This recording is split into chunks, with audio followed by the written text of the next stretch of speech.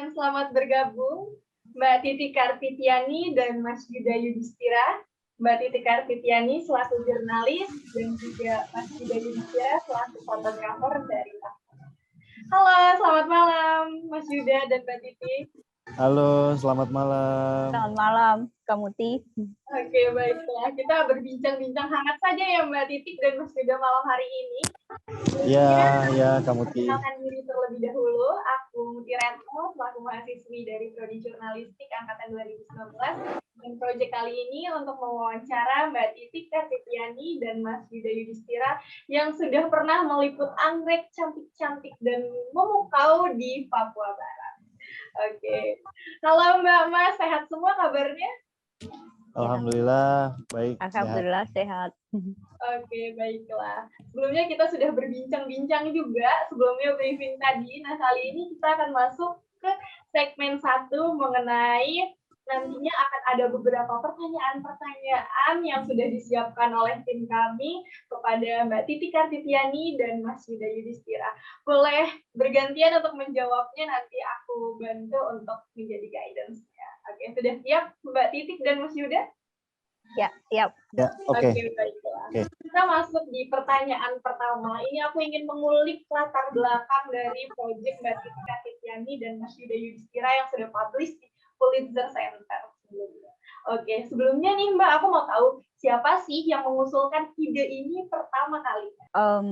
Idenya sih dari kami berdua ya, karena sebelumnya saya sama Kak Yuda ke Papua waktu itu ke Jayapura. Kami sama-sama jadi juri anggrek pada acara pameran anggrek di Papua. Di Jayapura, kemudian sempat ke pinggiran Siklop gitu, terus dari sana kita mendengar cerita ya dari Ibu Arobaya itu yang menjadi salah satu narasumber saya juga gitu, bahwa biodiversity anggrek di Arfak itu lumayan tinggi gitu di cagar alam Arfak. Oke, baik Mas Yuda, mungkin masih ingin menambahkan dari Mas Yuda seperti apa sendiri? Mungkin dari sisi memperkenalkan biodiversitas di Pegunungan Arfak aja sih. Jadi karena sebelumnya saya dan Mbak Titi sempat ke Jayapura dan melihat potensi biodiversitas yang sangat tinggi. Lalu kita mencoba menggali informasi di Pegunungan Arfak yang sebenarnya masih banyak area yang tidak tereksplorasi atau tidak terjamah oleh para ahli botanis ataupun apalagi jurnalis ya di bidang tumbuhan. Ya akhirnya kita melakukan perjalanan ini ke sana dengan tujuan dapat di sisi lain kita dapat mempertelakan undescribed species untuk berkontribusi di dalam ilmu pengetahuan di Indonesia tentang plant taxonomy di Orchidaceae. Oke, baiklah. Terima kasih Mbak Titik dan Mas Yuda untuk jawabannya. Sangat di luar ekspektasi sekali, bahwa jarang sekali orang yang ingin mengekspor Papua, apalagi dari tanaman-tanamannya, apalagi dari tumbuhan anggrek, karena mostly kita tahu sendiri anggrek juga sudah mulai hampir punah ya. Ada beberapa anggrek yang sudah masuk dilindungi di Indonesia sendiri. Sedangkan aku sendiri hasil riset tuh anggrek di Indonesia tuh paling banyak ditemukan di Papua ya. Oke, aku ada pertanyaan selanjutnya nih. Kenapa sih Mbak Titik dan Mas Yuda tertarik meliput isu lingkungan? Saya ya. Mas Yuda dulu kali untuk. Iya, Mas Yuda dulu. Karena sangat terbatas untuk isu lingkungan ini ya. Jadi harus dipublikasikan ke khalayak umum agar dapat dikenal bahwa tanah kita, Indonesia, masih memiliki keanekaragaman hayati yang sangat tinggi, terus beberapa hal yang sama sekali tidak diketahui secara umum. Jadi ketika ini dilakukan, maka akan banyak manfaatnya dari sisi mungkin ekonomi ataupun konservasi itu sendiri untuk Indonesia dan masyarakat Indonesia. Terima kasih Mas Yuda. Kalau dari Mbak Titik gimana nih Mbak? kalau kenapa kemudian saya tertarik untuk meliput tentang isu lingkungan, sebetulnya tidak hanya biodiversity sih, lebih memang kebetulan akhir-akhir ini ke biodiversity dan anggrek ya. Saya dari tahun mungkin 98 itu sempat di Mapala, kemudian emang aktif di lingkungan gitu, isu-isu lingkungan waktu itu di Solo, dan kemudian berlanjut ketika di Kompas Gramedia juga liputannya soal flora fauna gitu, kemudian di Intisari juga tentang lingkungan juga, akhirnya emang udah tertarik di sana. Nah, saya juga menambahkan dari yang disampaikan Kak Yuda ya, bahwa isu lingkungan itu menjadi isu minoritas di kalangan baik jurnalis maupun di kalangan masyarakat pembacanya atau pemirsanya ya. Karena untuk menjadi jurnalis lingkungan itu selain jurnalis, teknik jurnalistik, dia juga harus belajar sains gitu. Mimpi bagi saya sebagai jurnalis ya bisa menjaga lingkungan melalui apa yang bisa saya kerjakan. Itu Mbak Muti. Ada nggak sih target yang dikhususkan oleh Mbak Titik dan Mas Yuda ketika meliput tanaman anggrek gitu? Saya dulu ya. Dulu. Yang pertama targetnya pada saat itu ya jelas melaksanakan sesuai dengan proposal yang kami ajukan.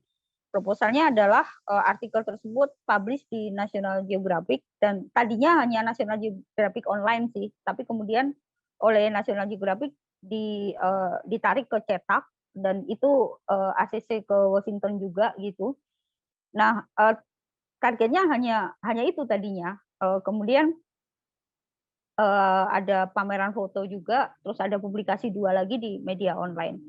Kalau target secara keinginan dalam hati gitu ya, saya terpesona dengan kegigihan perempuan Papua, mama-mama Papua yang merajut noken itu, yang sebetulnya saya dan Kak Yuda ketemunya di Jayapura ya, bagaimana kisah mereka dari mulai mengambil bahan dari hutan, kemudian merajutnya, kemudian menjualnya, itu dilakukan semua oleh perempuan gitu.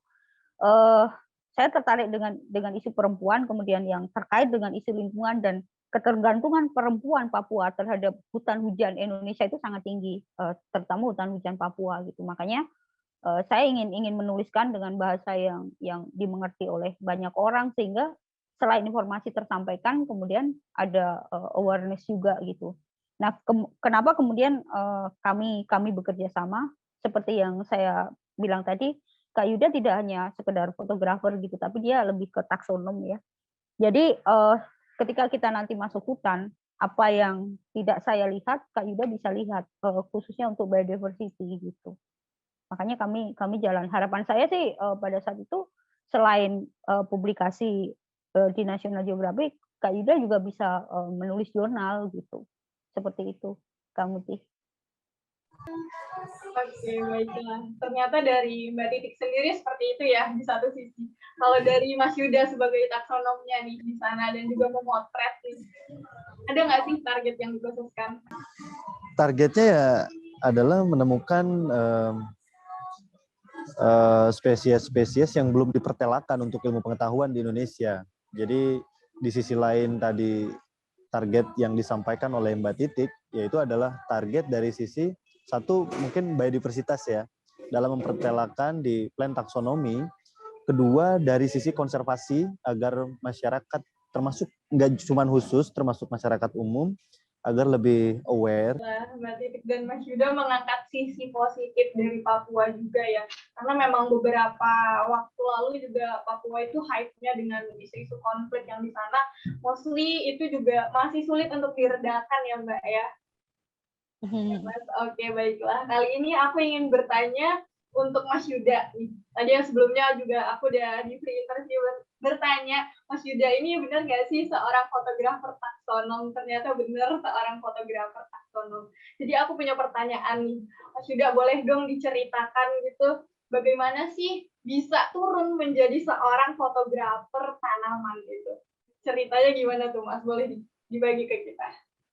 Ceritanya cukup panjang sih, dari mulai berawal dari community makrofotografi, dan memang saya cukup lama menggeluti tumbuhan, yang awalnya mungkin memotret tumbuhan di makro fotografi, dan setelah saya mengkaji ternyata ada beberapa kekurangan dari hanya sekedar foto makro.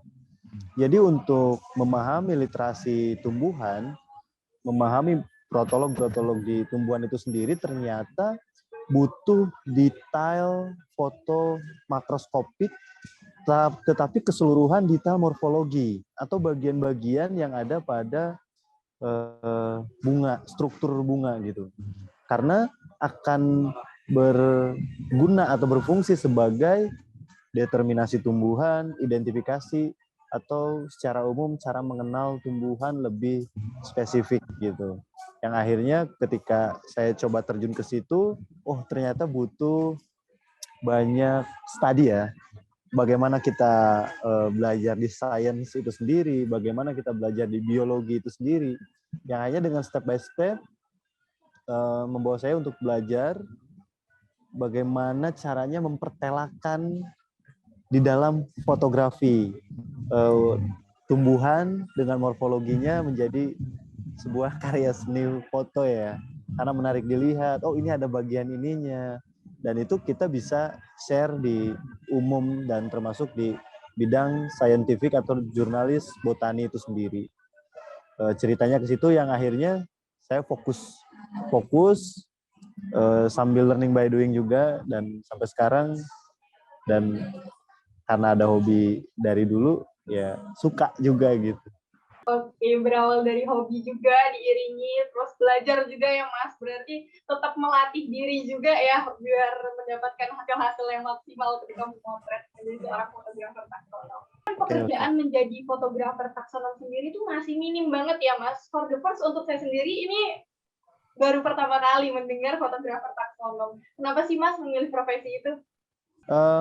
Aku memilih profesi ini karena di Indonesia itu sangat sedikit, dan kebanyakan yang memiliki profesi ini adalah memang peneliti asli, entah itu dari, maksudnya peneliti dari instansi pemerintah ya, like a BRIN atau dari KLHK, yang memang mereka bukan basic fotografer gitu, atau nggak ada basic, dan mereka memang fokus di studi botani atau hortikultur atau sains di biologi itu sendiri gitu. Jadi ketika aku milih ini, pas dilihat oh enggak, ternyata cuma sedikit gitu, sedikit orangnya, dan bahkan bisa dihitung jari gitu, atau bahkan saya doang gitu yang ngerjain kayak gini gitu, seperti itu. Ya akhirnya saya pilih ini karena nggak banyak orang yang pegang. Oke, baiklah Mas Yuda. Bisa jadi pelopor juga nih, siapa tahu di sana nanti ada juniornya Mas Yuda yang bisa meneruskan perjuangan menjadi fotografer taksonom ya, semoga. Oke, baiklah. Ini pertanyaan untuk keduanya ya Mbak, yang bisa dijawab nanti oleh Mbak Titik dan juga Mas Yuda. Bagaimana sih Mas dan Mbak proses pengajuannya hingga bisa didanai oleh Pulitzer? Mungkin dari Mbak Titik dulu, boleh silakan untuk menjawab. Pertama, bagaimana bisa berawal dari ide ya, seperti tadi saya sampaikan bahwa kebetulan yang proposal kali ini kan memang proposal opening khusus gitu ya, khusus biodiversity saat itu, meskipun Pulitzer juga setiap bulan, maksudnya setiap saat juga menerima proposal yang terkait dengan liputan hutan rainforest ya. Nah, kebetulan pas saya memang khusus biodiversity. Sebelumnya waktu itu ada mentoring dulu dipandu oleh Mas Hari Suryadi sebagai koordinator untuk Asia Tenggara. Lalu saya sama Kak Yuda mencoba memilah isu mana yang paling tepat gitu. Kemudian tadinya ada dua tempat sih yang waktu itu kita pikirkan, yaitu Papua, satu lagi Sumatera ya Kak Yuda, karena Kak Yuda punya pengalaman cukup di Sumatera, dia pernah eksplorasi di sana gitu, jadi data awalnya itu lumayan gitu. Dan akhirnya ketika diskusi, biodiversity ini nggak bisa berdiri sendiri gitu, makanya dikaitkan dengan perempuan dan kemudian dikaitkan dengan noken gitu. Perempuan, kemudian hutan hujan, kemudian noken sebagai World Heritage itu menjadi mungkin keunggulan dari proposal kami ketika kemudian diajukan dan alhamdulillah lolos ya.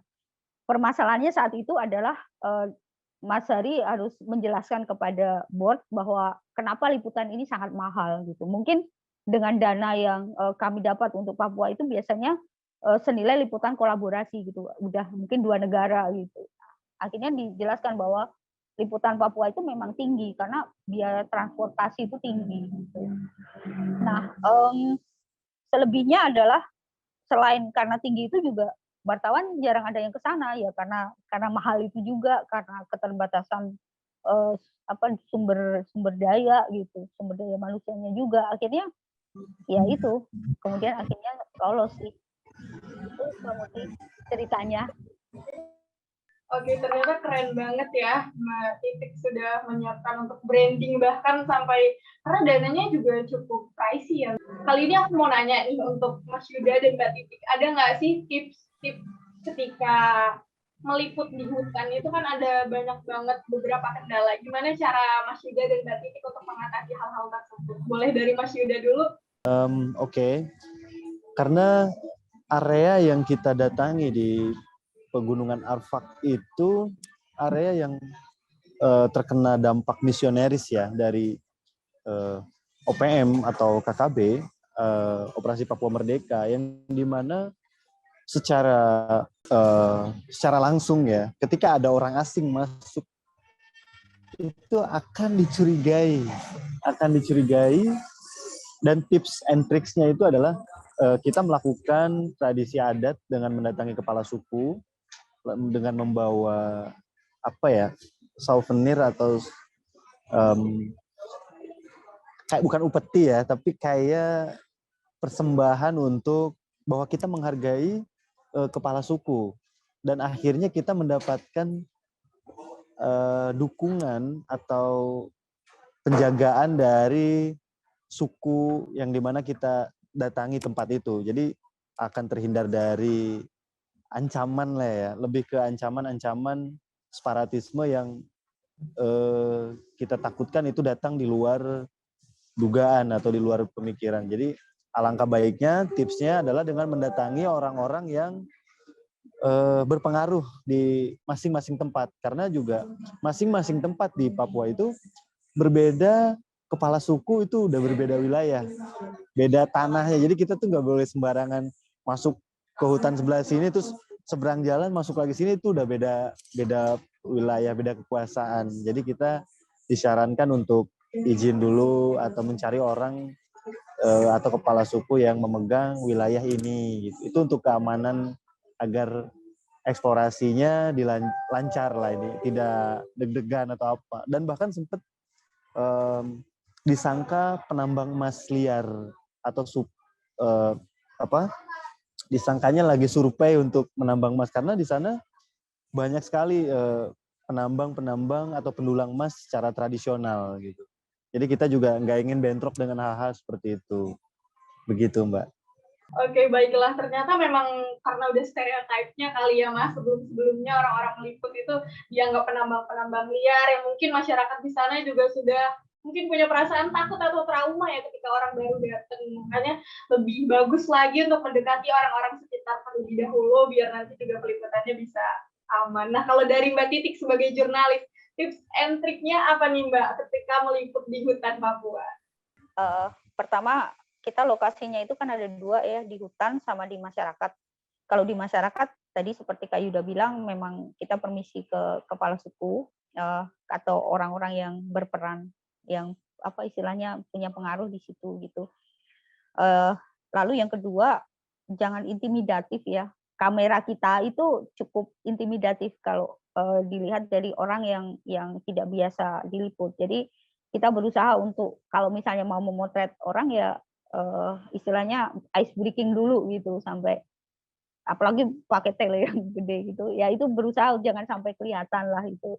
Oke, terima kasih Mbak Titik dan Mas Yuda untuk tips and triknya. Mungkin nanti juga bisa ketika teman-teman yang menonton atau ingin meliput di daerah-daerah yang mostly itu tantangannya cukup besar ya Mbak, Mas, ketika turun ke sana untuk mendapatkan hasil yang maksimal gitu.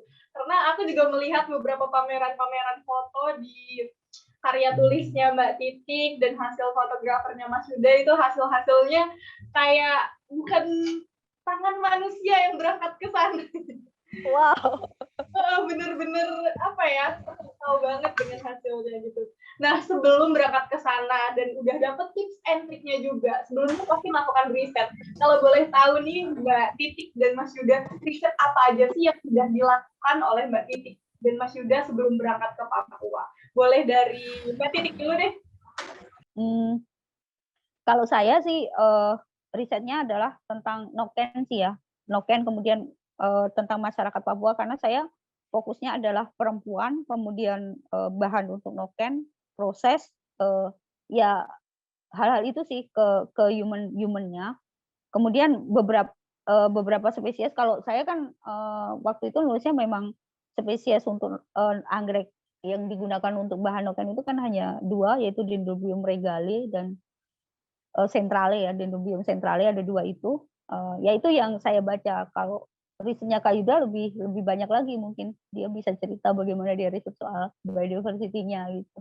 Oke, baiklah. Thank you Mbak Titik. Risetnya juga berarti mostly tentang human dan juga tentang perempuan.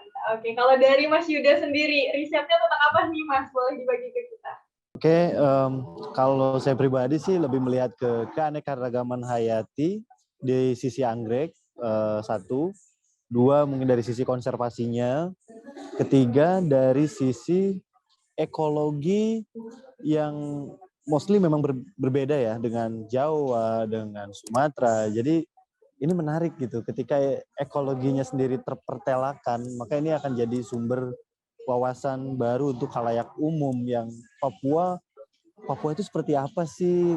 Kadang kan dibayangkan, oh Papua panas, oh Papua bla bla, padahal pada saat saya di sana dengan Mbak Titi berada di ketinggian 1.200 itu di Pegunungan Arfak, yang dimana itu wah itu dingin banget, siang malam kita dingin tuh, sampai panas pun kita nggak ngerasain panas, jadinya kita hitam nggak ngerasa hitam gitu karena dingin kan, karena pas masuk 2000 mdpl itu udah subalpin ya, upper mountain forest, itu dingin sekali, sangat dingin, dan itu mungkin khalayak umum yang ada di Jawa ataupun dimanapun itu nggak tahu hal, oh Papua itu ternyata dingin sekali gitu, padahal pegunungan Arfak itu sangat dingin gitu ya, seperti itu. Oke, baiklah. Suhunya beda banget ya Mas, dari Jakarta terus berangkat ke Papua udah merasakan perbedaan suhu, terus juga tiba-tiba pulang ke Jakarta melihat perbedaan kulit gak sih Mas sama Mbak? Oke. Selanjutnya nih, pengalaman apa sih yang paling menarik menurut Mas Yuda dan Mbak Titi ketika meliput di sana? Boleh dibagikan ke kita? Pengalaman menariknya sih untuk saya pribadi adalah mengenal beberapa culture juga di masyarakat sekitar Pegunungan Arfak, yang dimana mereka ternyata memiliki area atau wilayah kekuasaan yang berbeda. Padahal hanya 1 kilo gitu, 1 kilo itu udah beda gitu. Itu menarik di sisi sosialnya juga, karena kita mengenal Papua dengan tidak semodern di Jawa, tidak semodern di Sumatera ataupun Kalimantan gitu. Jadi ada beberapa hal yang wah kita menjadi merasa ingin entah ingin membantu, entah apapun itu dari sisi material ataupun ilmu pengetahuan. Terus dari sisi keanekaragaman hayati ya lebih apa ya? Saya karena berbeda dengan Jayapura ya, lebih mengeksplor lebih jauh waktu di Pegap ini bersama Mbak Titi, dan menemukan banyak hal yang sebenarnya saya belum pernah lihat sama sekali, seperti ketebalan lumut sampai 1-2 meter gitu. Itu ini kayak di mana gitu, ini kayak di zaman Jurassic Park atau di zaman ya sangat luar biasa dari sisi alamnya atau biodiversitas di Pegunungan Arfak. Oke, baik, thank you Mas Yuda. Pengalamannya cukup menarik ya, karena biasanya kalau lumut ya di di Jakarta mungkin itu adanya di kamar mandi gitu ya Mas ya, kita lihat gitu. Tapi setelah ke Papua Mas Yuda melihat lumut yang benar-benar bisa setebal itu gitu. Itu ada pengalaman menarik versi Mas Yuda. Kalau versi dari Mbak Titik sendiri seperti apa nih Mbak? Kalau dari saya sama sih, sama Kak Yuda. Jadi biodiversity yang tadi terutama di hutan lumut itu yang saya juga baru pertama kali melihat itu, meskipun saya sudah pernah ke beberapa tempat ya di Indonesia gitu, di hutan di Indonesia gitu. Itu bagi saya amazing gitu. Kita kayak ada di ya zaman Jurassic Park gitu. Itu pertama. Terus kedua, mungkin saya justru melihat yang saya berkesan itu justru melihat ketika Kak Yuda terpesona gitu loh dengan keragaman hayati. Wah, ini apa lagi gitu yang dia juga belum pernah melihat, apalagi saya gitu. Saya pikir saya belum pernah melihat, ternyata di dia itu kan biasa gitu. Enggak, ternyata dia selalu berteriak oh my god gitu. Itu yang membuat saya happy ketika melihat orang yang terkesima dengan di dunianya, dan itu hal baru. Oke, baiklah. This is the last but not least question. Mungkin Mbak Titik dan Mas Yuda bisa memberikan harapan-harapan untuk jurnalis-jurnalis muda di sana yang ingin meliput isu-isu lingkungan yang bukan hanya di Papua, mungkin ada di Sumatera, di Pulau Jawa, atau di pulau-pulau lainnya. Boleh diberikan oleh Mbak Titik dan Mas Yuda biar kita bisa lebih semangat lagi untuk meliput dan menjadi jurnalis lingkungan. Karena menjadi jurnalis itu adalah proses belajar yang tidak pernah berhenti ya. Apalagi menjadi jurnalis lingkungan itu ada 2 keahlian yang harus kita pelajari, yaitu keahlian menjadi jurnalis sendiri, teknik meliput dan menulis berita, dan kedua kita harus baca sains tentang lingkungan dan kasus-kasusnya, juga relasinya dengan masyarakat, kemudian dengan kekuasaan, kemudian dengan industri yang saya sebut tadi, pentahelix collaboration itu antara pemerintah, akademisi, media, masyarakat, dan perusahaan. Ini kita harus mempelajari. Saya berharap sih akan semakin banyak wartawan muda yang terjun ke sana, karena bidang ini masih sangat terbuka lebar karena tidak banyak yang menekuni. Gitu. Jadi saya berharap masih terus ada. Gitu. Itu saja sih. Oke, baiklah. Mbak Titik, harapannya jurnalis-jurnalis muda bisa meneruskan perjuangannya Mbak Titik nantinya. Oke, kalau dari Mas Yuda sendiri seperti apa, Mas?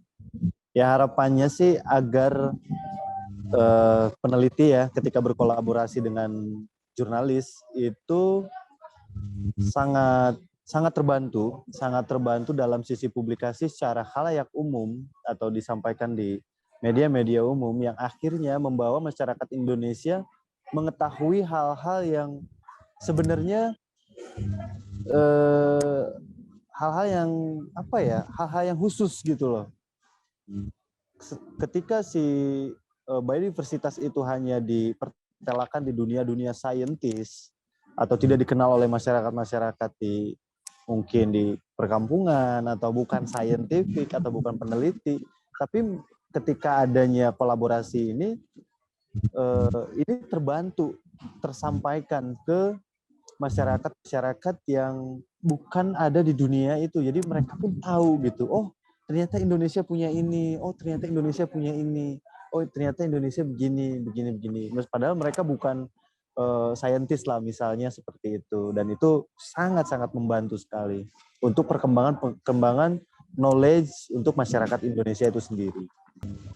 Oke, baiklah. Thank you Mbak Titik dan juga Mas Yuda. Karena memang untuk pengetahuan mungkin ya kalau bisa dikatakan apa yang disampaikan Mas Yuda itu mostly ke anak-anak sains ya gitu. Karena hal itu juga masih sulit ya untuk dikulik atau di media-media terutama juga masih kurang diekspos gitu kita untuk mencari pengetahuan untuk ditambahkan. Apalagi mostly saya sendiri sebagai mahasiswa ketika membaca hasil karya dari Mbak Titik dan juga melihat hasil karya dari Mas Yuda itu adalah satu hal yang membuat saya sendiri terpukau. Ternyata di ujung sana gitu ada satu hal yang indah dan bahkan banyak masyarakat yang belum tahu akan itu. Sedangkan dunia sendiri sudah mengakui gitu kan ya Mbak ya Mas. Oke, baiklah Mas Yuda dan Mbak Titik, aku say thank you banget sudah mau berbagi informasi yang menurut aku ini sangat mahal ya harganya. Karena kita nggak bisa dapat di luar sana. Mungkin kalau Mas Yuda dan Mbak Titik membuka webinar itu harganya agak lebih pricey gitu. Tapi aku bisa mewawancara Mbak Titik dan Mas Yuda. Oke. Ayo Kak, itu tawaran Kak Yuda. Ya bisa aja sih, bisa aja mungkin di the next lain waktu ya, mungkin kita bisa mengadakan sebuah apa ya, sebuah webinar untuk bagaimana sih cara memotret, bagaimana sih cara mengeksplorasi ataupun dari sisi-sisi lainnya yang akan menguntungkan atau menambah knowledge untuk masyarakat di Indonesia. Yuda ya. Boleh, nanti kita bisa mengadakan event-event yang mungkin bisa kita realisasikan beneran ya Mbak, ya Mas.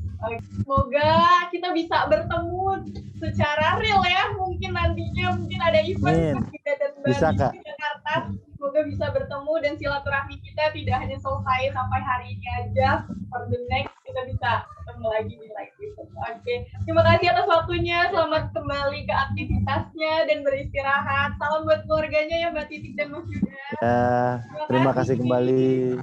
Ya, salam.